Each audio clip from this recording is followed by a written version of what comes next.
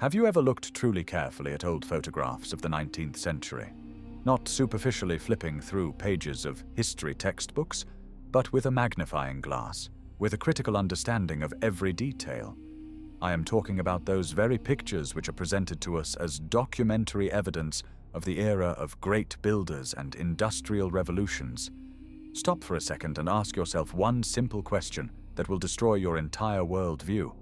Why do people in these photos look like random passers-by who have wandered onto the ruins of an alien, much more developed civilization? Why do their daily lives, their clothes, their technologies so flagrantly not correspond to the grandeur of the buildings against which they pose? We have been lied to our whole lives about who we are and where we came from. Official history is bursting at the seams. One only needs to pull out of it one brick of lies. And today we will pull out the most important brick. We will talk about why kings and emperors of the 19th century look like savages who have seized the empty palaces of gods. Look at St. Petersburg, at Paris, at Rome, or even at Chicago of the mid-19th century. What do you see?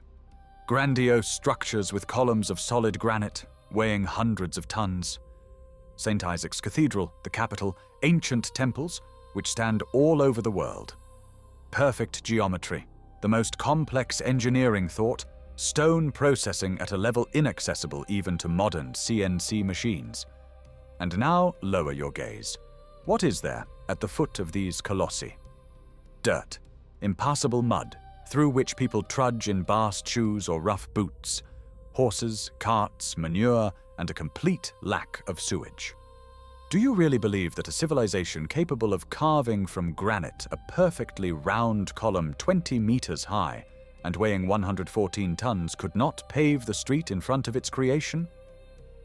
This is cognitive dissonance, which historians try to gloss over with beautiful fairy tales about serfdom and ingenious self-taught individuals. Let's be honest. Before us is a picture of a post-apocalypse. People in photographs of the 1860s are not building these structures, they are occupying them. They resemble squatters who have settled into abandoned elite apartments. They hang their primitive signs tavern or bakery on facades decorated with bas-reliefs of incredible complexity. They insert crooked wooden frames into gigantic arched openings, which were clearly not intended for glass, but for something else. This is cargo cult in its purest form. Мы видим дикарей, которые нашли божественные артефакты и пытаются приспособить их под свой убогий быт.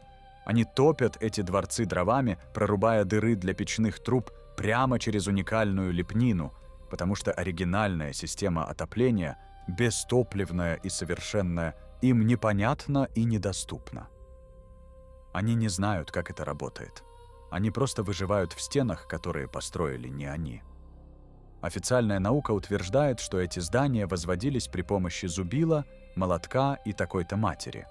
Нам говорят, что мужики в лаптях на веревках затаскивали Александровскую колонну. Вы пробовали посчитать физику этого процесса? Чтобы поднять вес в 600 тонн, нужны не просто веревки и блоки, нужна сложнейшая логистика. Нужны дороги, способные выдержать такой груз. Нужны механизмы, следов которых нет ни на одной гравюре, ни на одном фото. Где строительные краны?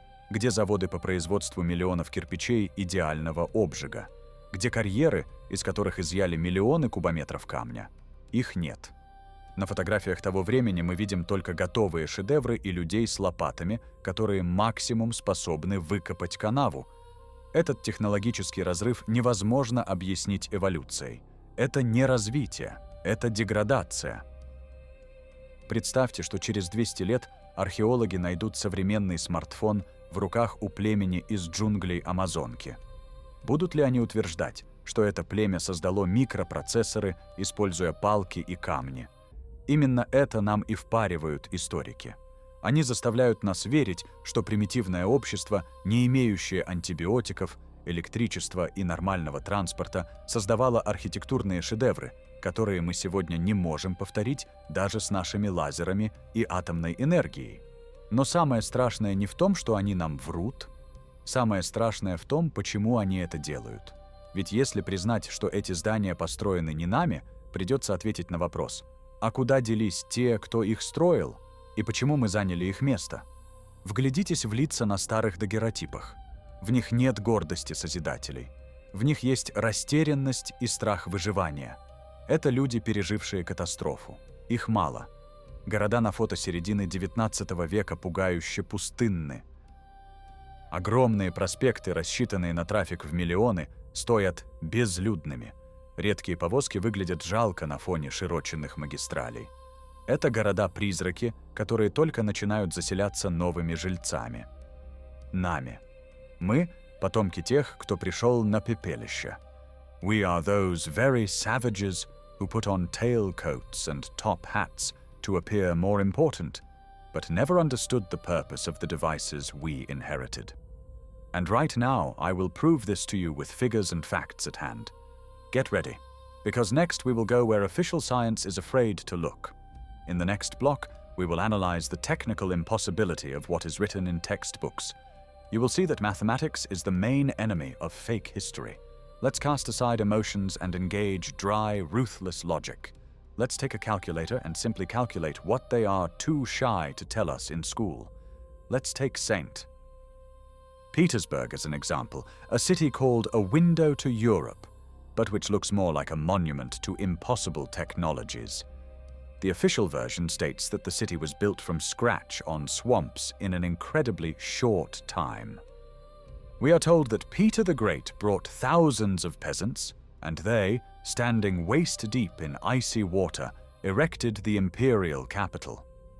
But let's look at the volumes. We are talking not about tens, but about millions and billions of bricks. To build such a number of buildings in the historical center, industrial-scale factories operating around the clock were required. For firing bricks, fuel is needed. A lot of fuel.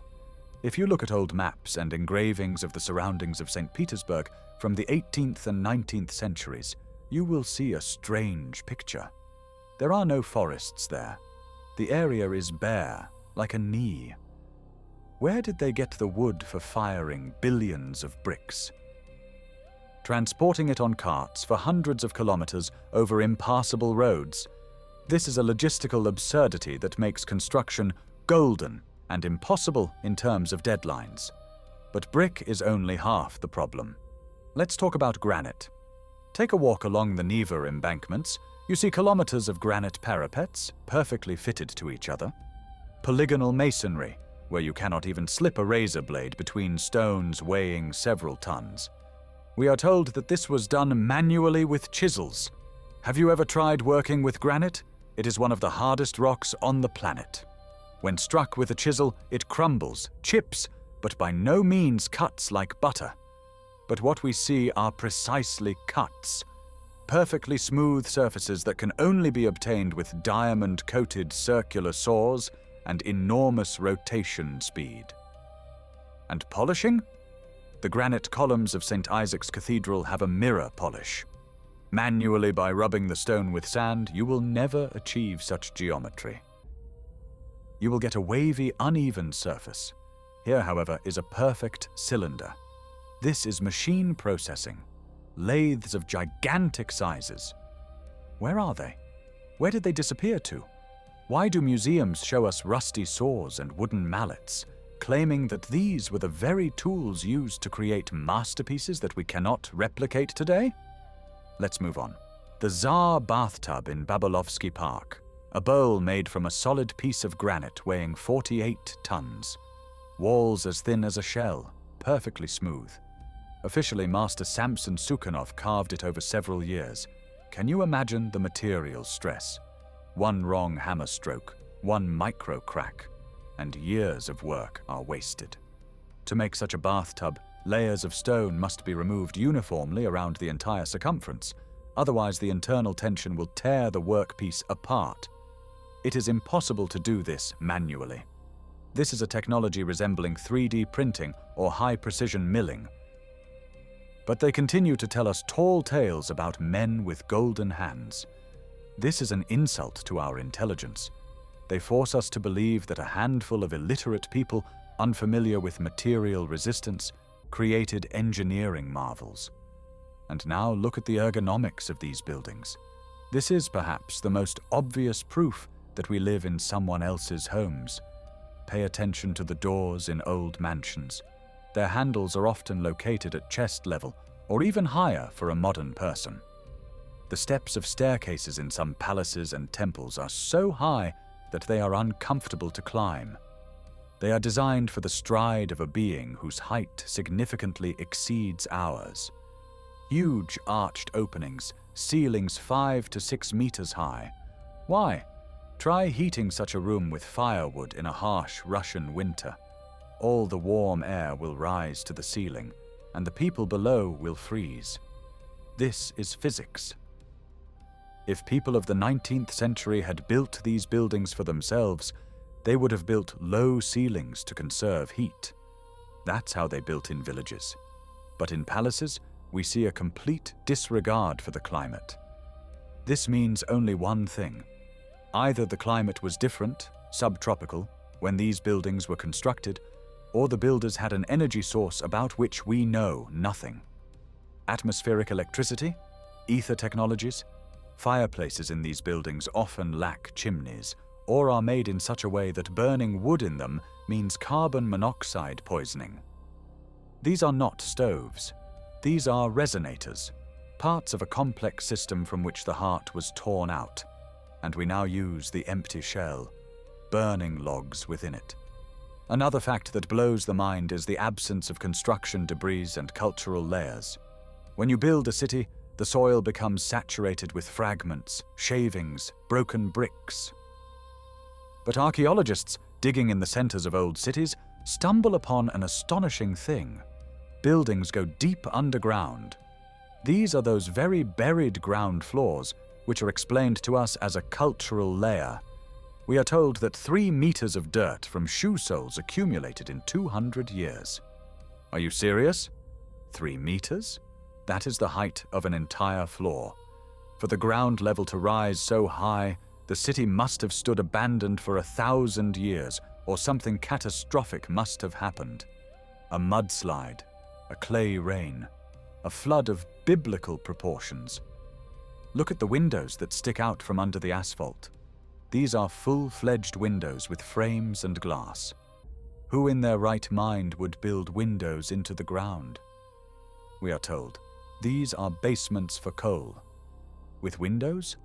With grand entrances that have now turned into pits? No, friends, these are former ground floors. Cities were covered. And those very people in the 19th century photographs are survivors who simply cleared the upper levels and started living there. They did not build these buildings. They dug them out. We are approaching the most interesting part. If those whom we are presented as builders did not have the construction technologies, then who built all of this? And most importantly, where did the billions of people who inhabited this planet before us go? Because to create such global antique architecture, which is identical in Australia, America, and Europe, a unified civilizational space and a huge population are needed. But 19th century statistics show us an empty world. Let's look at the graph of Earth's population growth. This is not just a curve, it is evidence that screams of a planetary scale crime. They draw us a smooth, almost horizontal graph for thousands of years, and then, suddenly, in the mid-19th century, a vertical takeoff occurs. They convince us that this is the result of improved medicine and hygiene. What medicine? In the 19th century, hand-washing only began towards the end of the century, and the main remedies were bloodletting and mercury. Mortality was monstrous. So where did this explosive growth come from? The mathematics of a biological species tells us that such doubling and tripling of a population in a short time is naturally impossible. Women could not give birth to 10 children, all 10 of whom would survive, in unsanitary conditions. This means we were either brought in or raised. Recall a phenomenon that historians speak of through gritted teeth. The mid-19th century is the era of orphans. Across the world, from New York to Moscow, gigantic orphanages are opening. In the United States of America, so-called orphan trains circulated, transporting hundreds of thousands of parentless children to farms. Where did millions of children without adults come from? Where are their parents? An epidemic? A war?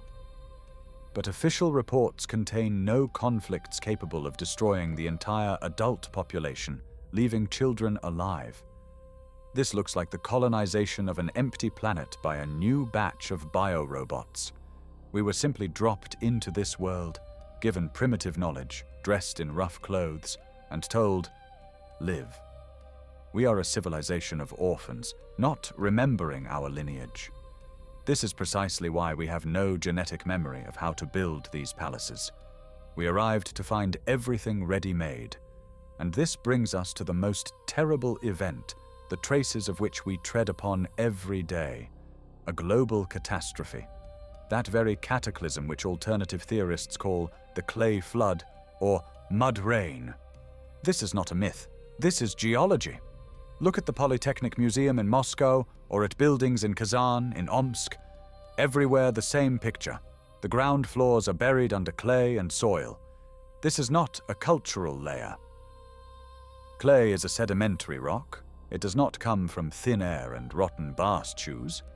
To bury cities under several meters of homogeneous clay, a flow of water and soil of colossal power is needed.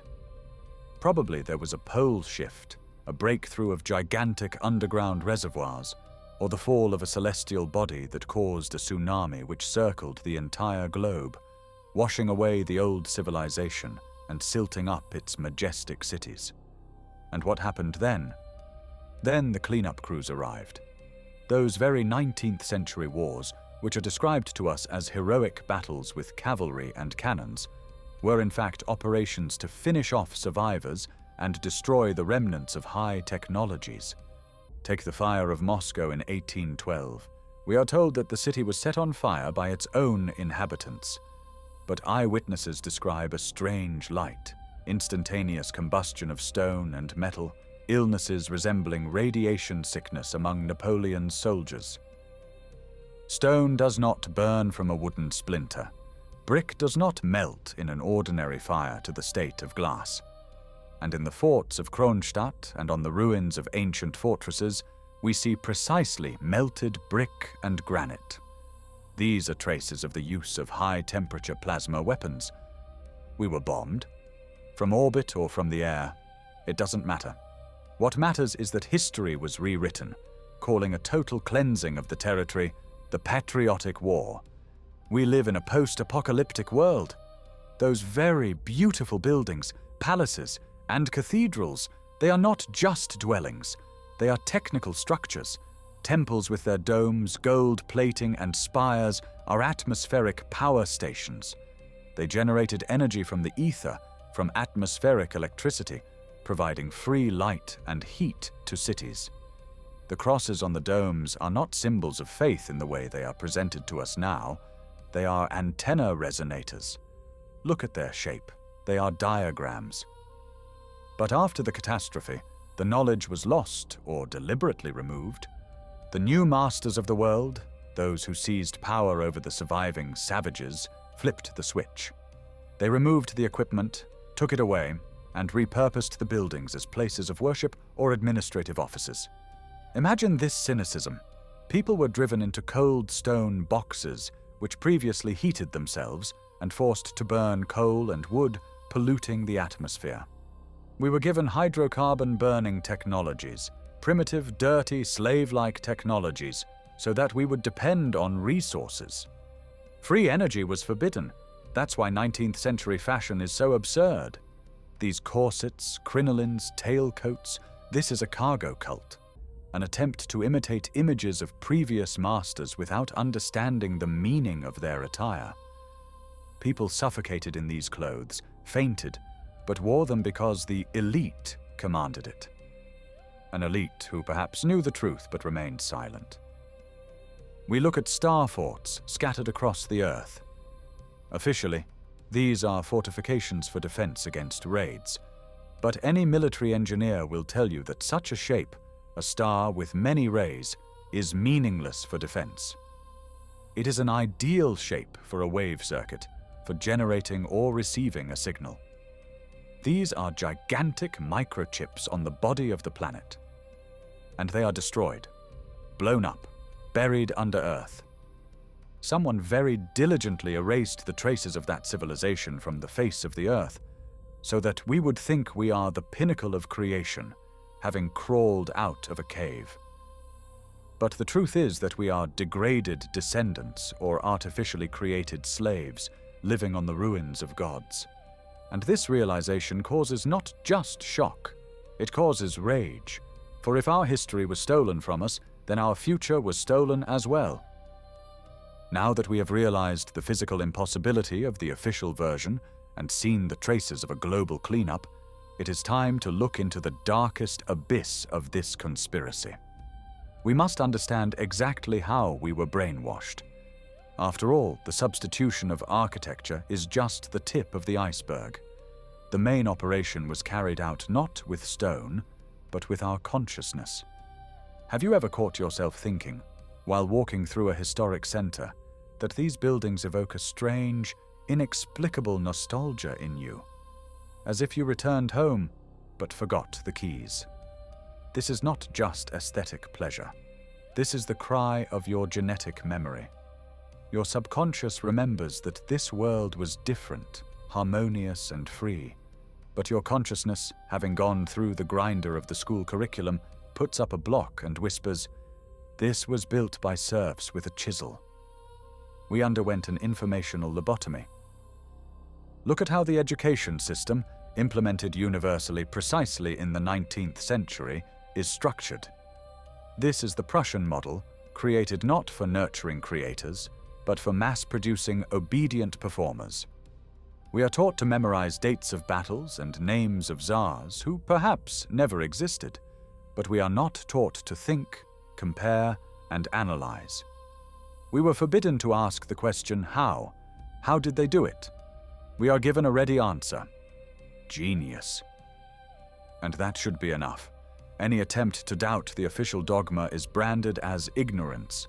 This is the Matrix's defense mechanism.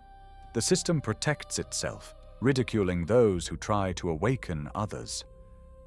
Recall the so-called World's Fairs of the second half of the 19th century.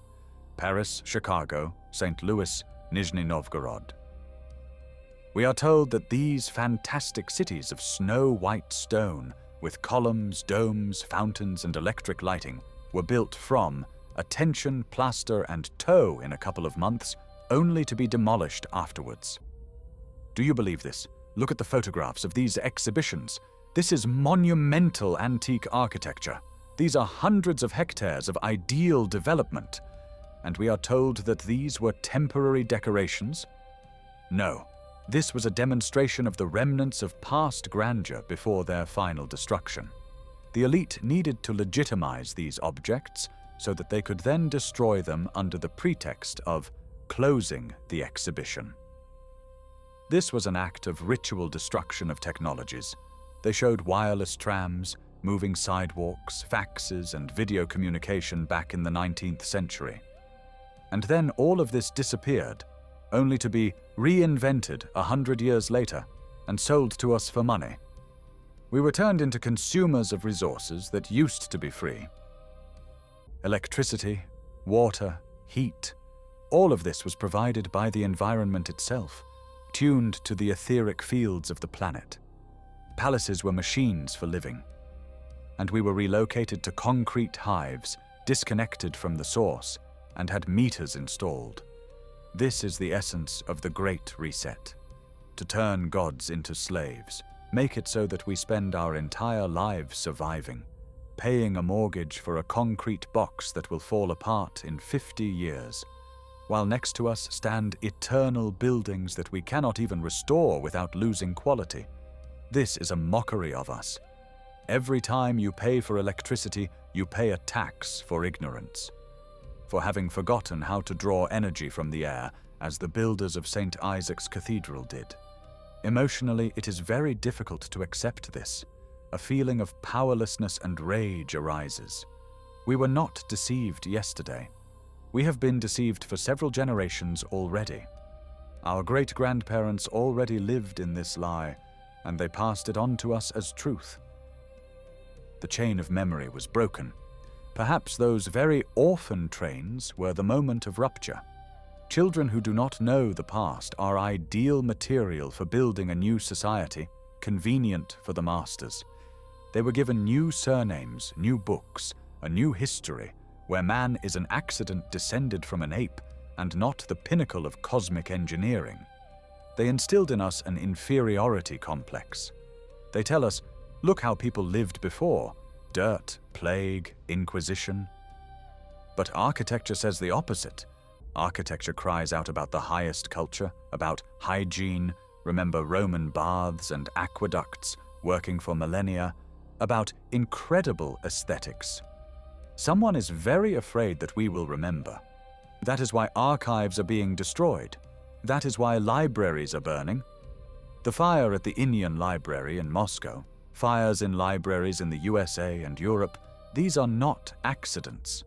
This is the cleansing of inconvenient books that might have survived. On paper, it is easy to rewrite history, but stone cannot lie. And that is why they so diligently restore old buildings, often covering ancient masonry with plaster, knocking off superfluous symbols, changing domes. They are reflashing artifacts. They are trying to erase the fingerprints of the real builders. But an all in a sack cannot be hidden. We are waking up. We are starting to see inconsistencies. Do you feel this? This feeling that you have been robbed. Not money was stolen from you. Your grandeur was stolen from you.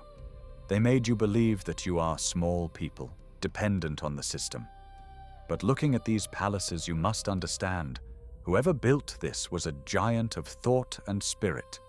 And if you live here, it means their blood flows in you, even if dormant. We are the heirs of an empire that was erased from maps, but could not be erased from the face of the earth. We walk on the ruins of Tartaria, Atlantis, call it what you will.